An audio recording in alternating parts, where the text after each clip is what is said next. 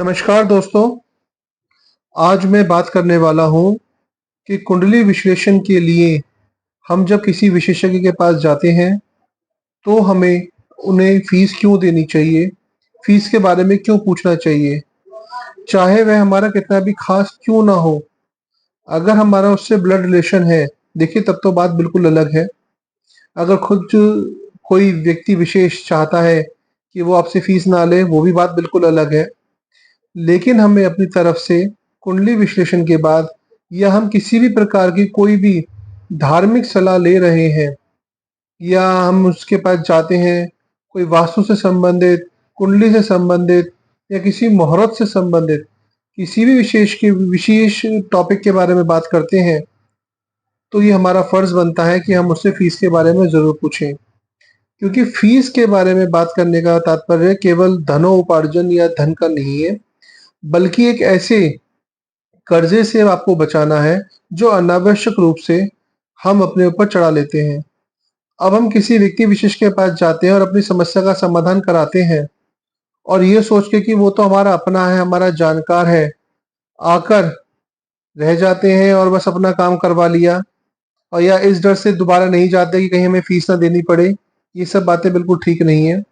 क्योंकि जो पैसा हमारा जिस माध्यम से खर्च होना है वो हो जाता है, वो रुकता नहीं है। और खर्च तभी होगा जब आपके पास पैसा होगा। तो आज के समय में केवल पैसा ही ऐसी चीज है जिसे हम लेकर या देकर अपना काम निकलवा सकते हैं। वरना पहले किसी जमाने में जब पैसे जैसी चीज नहीं होती थी तो हमने पढ़ा है वस्तु विनिमय, कि हमारे पास जो चीज है वो हम सामने वाले को दे दें और जो उसके पास चीज है वो हम उससे ले लें। क्या वो कोई किसी प्रकार की सेवा हो सकती है, कोई वस्तु हो सकती है। तो किसी भी कार्य को मोल अवश्य होता है जो कि हमें चुकाना चाहिए अपनी क्षमता के अनुसार। हम उसे बेमतलब में नहीं बढ़ा सकते हैं और ना ही हमें बढ़ाना चाहिए। इसीलिए मेरी सबसे इसी बात से को लेके प्रार्थना है कि आप जब भी किसी कुंडली विशेषज्ञ के पास जाएं, किसी धार्मिक व्यक्ति के पास जाएं, और अगर आप उनसे किसी भी प्रकार की कोई सहायता ले रहे हैं, किसी प्रकार की सलाह ले रहे हैं, तो अपनी क्षमता अनुसार उस बात का शुल्क ज़रूर दें, उसे फ्री में ना लें और ना ही फ्री में लेने की इच्छा करें। बहुत सारे लोग होते हैं जो इस आशा के साथ जाते हैं कि अरे इस बात का कोई खर्चा नहीं है, वो तो बस देखिए छोटा-सा ही तो बताना है। तो ऐसा नहीं होता है, छोटा-सा कुछ नहीं होता है। उसको बताने के लिए, उसको देखने के लिए पूरा समय लगता है और हर समय का कुछ ना कुछ हिसाब ज़रूर होता है। इससे सामने वाला व्यक्ति आपको भरपूर समय भी देगा, आपकी इज़्ज़त भी करेगा और सही प्रकार से विश्लेषण करके आपको बताएगा भी।